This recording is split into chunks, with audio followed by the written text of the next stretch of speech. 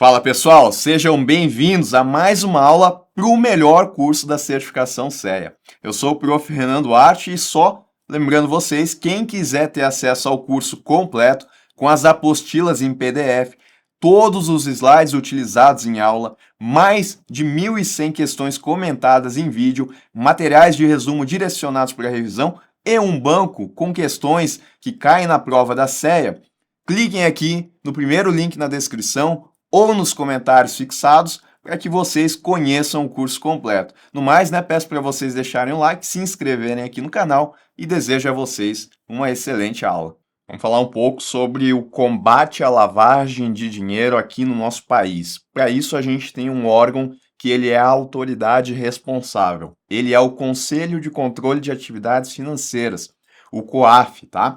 Então, aqui no Brasil, ele é o órgão que vai ser responsável no sentido de receber daqui a pouco as informações que as instituições financeiras vão ter que repassar quando elas se depararem com alguma operação suspeita que pode caracterizar a prática de lavagem de dinheiro.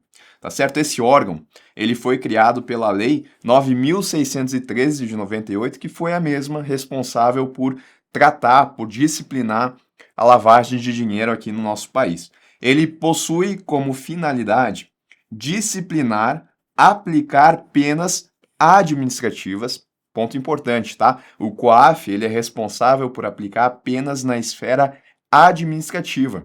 Não vai ser ele, por exemplo, que vai aplicar aquela pena de reclusão para as pessoas que praticaram a lavagem de dinheiro. Não. O COAF, ele aplica penas que são administrativas. Responsabilidade na esfera penal, criminal, já estaria ultrapassando aqui a competência do COAF. Além, então, de disciplinar, de aplicar essas penalidades administrativas, ele também vai receber, examinar e identificar ocorrências suspeitas de atividades ilícitas relacionadas à lavagem de capitais, lavagem de bens, dinheiros e valores. E aí tem que lembrar, então, o que eu acabei de falar. Se a instituição financeira, por exemplo, ela identificar algum tipo de operação que caracterize lavagem de dinheiro, ela vai encaminhar essa operação ao COAF e ele vai, então, receber, vai examinar e vai identificar essas ocorrências, se elas são ou não lavagem de dinheiro. Ele produz e gera informações de inteligência financeira para a prevenção e o combate à lavagem de dinheiro e ao financiamento ao terrorismo. Ele também atua como órgão supervisor das instituições que não têm um supervisor definido. Bom, isso é importante, tá? As instituições financeiras, elas têm um ambiente que é propício, infelizmente, à lavagem de dinheiro. Só que as instituições financeiras, elas têm um órgão supervisor definido, que é o Banco Central, tá? Então, nesse ponto aqui, a gente tem que lembrar isso. Agora, existem outras instituições, outras que não financeiras, outras empresas que podem ser também um ambiente favorável à prática de lavagem de dinheiro e que elas não são instituições financeiras. Por conta disso, elas não são supervisionadas pelo Banco Central. Aí, nesse sentido, quem vai ser o responsável pela supervisão é o COAF, que é esse órgão aí criado pela lei. Exemplo, então, joalherias, factorings e pessoas ou empresas que comercializem bens de luxo ou de alto valor, que podem ser utilizados como um instrumento para daqui a pouco os criminosos utilizarem para disfarçar a origem. A partir de 2020, o COAF ele passou a ser vinculado administrativamente ao Banco Central, mas ele ainda preservou a sua autonomia técnica e operacional, tá? E o que a gente considera como bens de luxo ou de alto valor? São os bens móveis ou cujo valor unitário seja igual ou superior a 10 mil reais ou equivalente em outra moeda, tá? De acordo aí com essa resolução do COAF. Então, o COAF, de novo, só para a gente entender aqui as suas atribuições, ele vai disciplinar, vai aplicar penalidades, vai receber, examinar e identificar ocorrências suspeitas, vai produzir e gerar informações de inteligência financeira e além de supervisionar instituições, aquelas que não têm um supervisor direto, diferentemente das instituições financeiras onde a gente tem o Banco Central definido. Além disso, tá? Outros órgãos, além do próprio COAF, tem que lembrar, o COAF ele é a autoridade aqui no nosso país responsável ao combate à lavagem de dinheiro. Mas além dele, a gente também tem outros órgãos que desempenham papéis relevantes no combate à lavagem de dinheiro, tais como o Banco Central, a CVM, a Polícia Federal, a Receita Federal, a CGU, que é a Controladoria Geral da União, e o Ministério Público, tá? Todos eles atuam também com aquela ideia de cooperação no sentido de combater a lavagem de dinheiro aqui no nosso país. Olha só, agora a gente vai ver algumas exigências que são impostas às instituições financeiras, tá? A regulação obriga que as instituições designem um diretor responsável por implementar as medidas de prevenção à lavagem de dinheiro e financiamento ao terrorismo.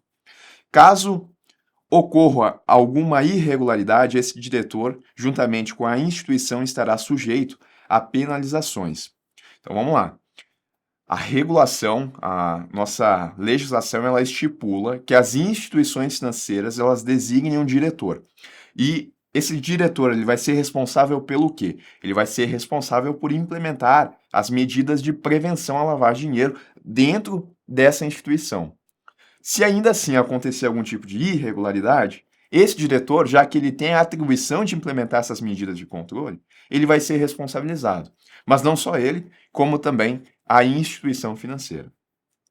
No Brasil, podem ser aplicadas penalidades administrativas por descumprimento às obrigações de PLD-FT, sem prejuízo da responsabilidade civil ou penal. A gente acabou de ver. Quem é que vai aplicar essas penalidades administrativas? O COAF.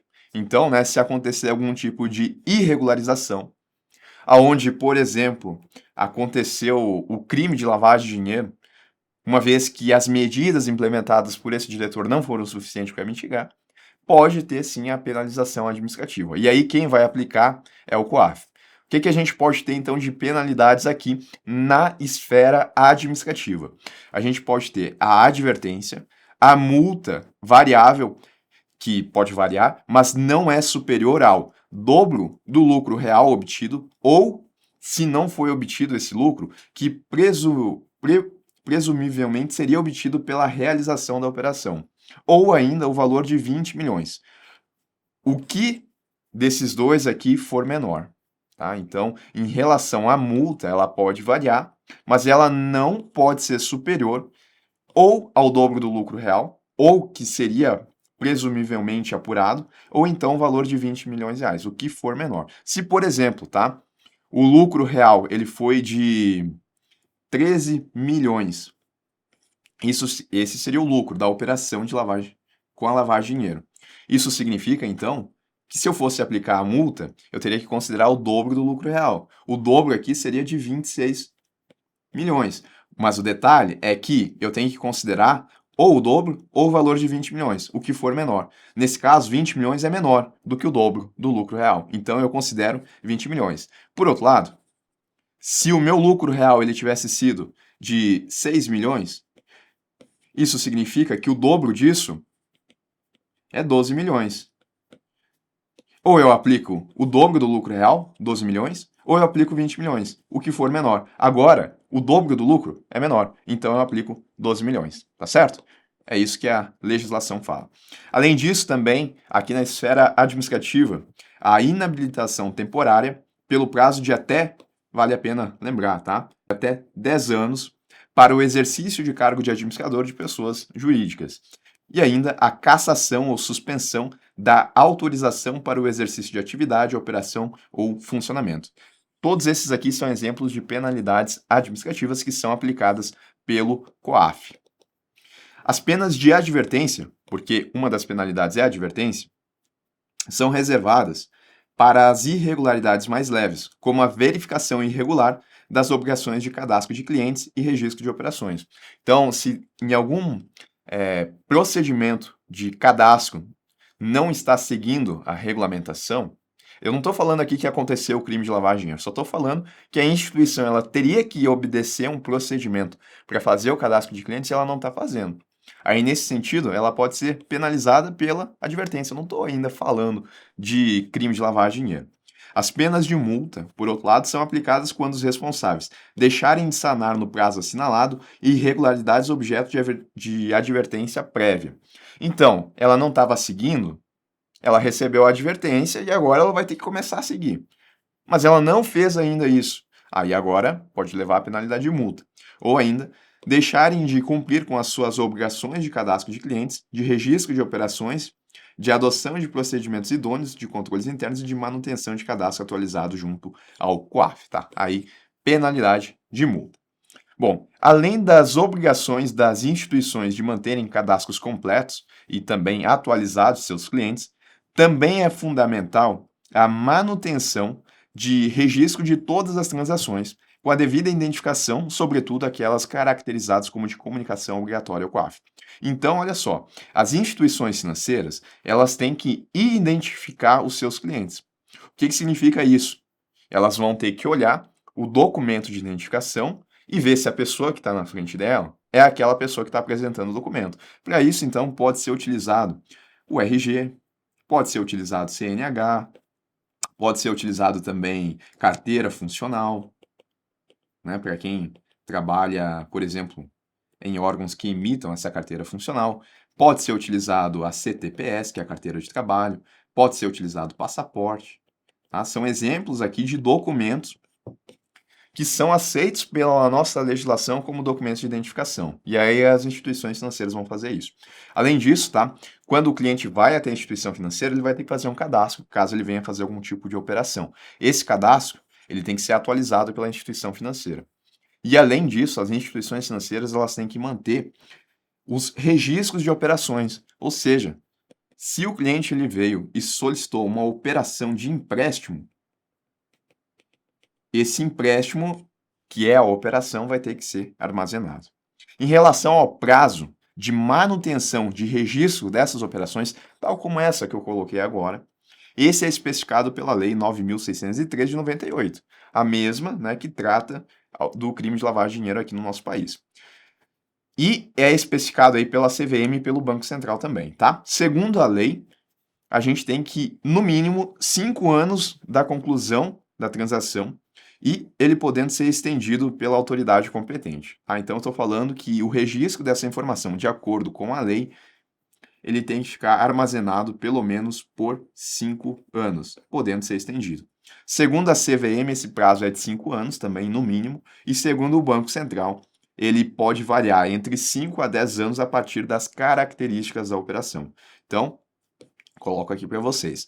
Segundo a lei, 5 anos, tempo de armazenamento, CVM 5 anos, e o Banco Central entre 5 e 10 anos.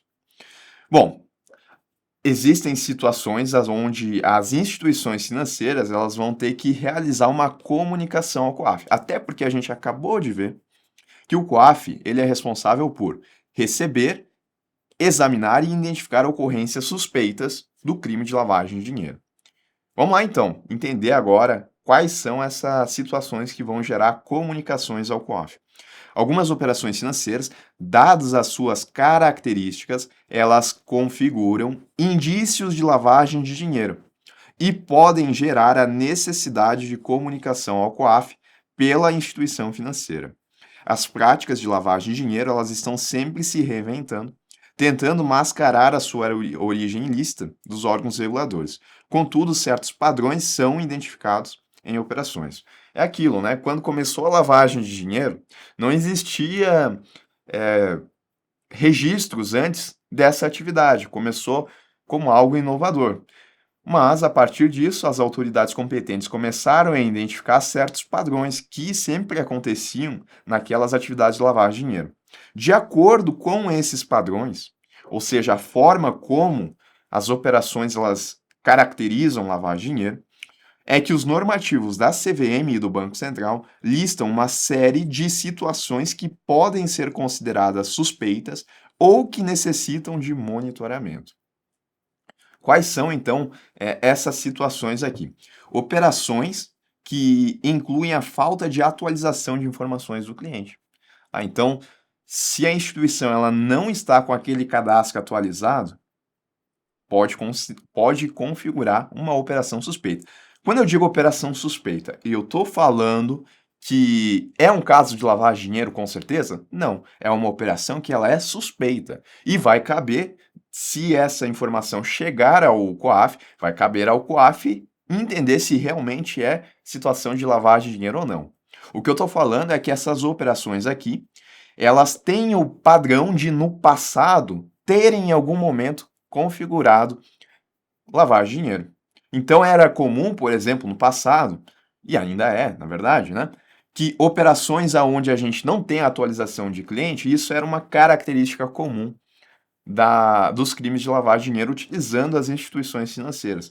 Dificuldade na identificação do beneficiário final. Também é não saber para quem determinada operação vai chegar, né? Não saber o beneficiário daquela operação.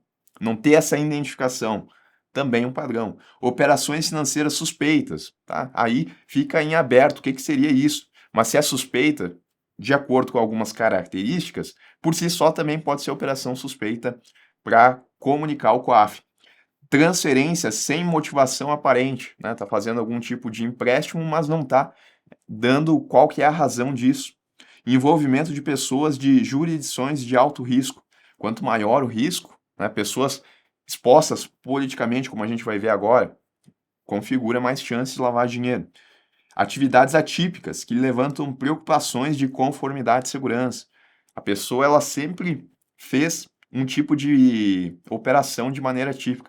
E aí, do nada, agora ela começa a fazer algo diferente, começa a movimentar muito dinheiro. Artifícios para burlar procedimentos, depósitos e saques em espécie que são duvidosos. Então, são exemplos aqui, e isso é uma lista aberta, tá? A instituição financeira que ela vai entender o que é considerado ou não uma operação suspeita. Isso daqui é a base, tá? Informações que estejam desatualizadas, aonde a gente não tem a identificação dos beneficiários, aonde a gente tem operações que são suspeitas, que utilizam dinheiro em espécie, tudo isso daqui pode configurar, então, uma operação suspeita. E aí, uma vez que tenha acontecido uma operação suspeita, a instituição financeira ela vai fazer uma análise para entender se de fato aquilo tem característica de lavagem de dinheiro ou não. Essa análise ela tem uma duração de 45 dias.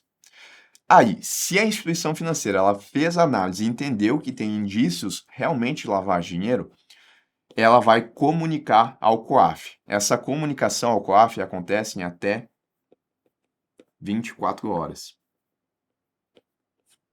Se ela entendeu que não tem indícios de lavar dinheiro, ela vai arquivar e fica por isso, ela não comunica ao COAF. Então, olha só, quando eu falo de comunicação ao COAF, qual que é o processo que eu tenho? Eu tenho as operações suspeitas que se baseiam naqueles padrões de lavagem de dinheiro que já aconteceram. Se aconteceu uma operação suspeita, a instituição financeira ela faz uma análise no prazo de 45 dias. Entendeu que tem indício de lavagem de dinheiro, financiamento ao terrorismo, ela vai comunicar ao COAF em até 24 horas. Não entendeu, ela vai arquivar. Agora, existem algumas situações aonde, independentemente de análise, as instituições financeiras elas vão ter que comunicar obrigatoriamente ao COAF. Aqui, então, eu não estou falando de uma análise, não estou falando de indício. Aqui aconteceu, a instituição financeira ela comunica, tá certo? E quando?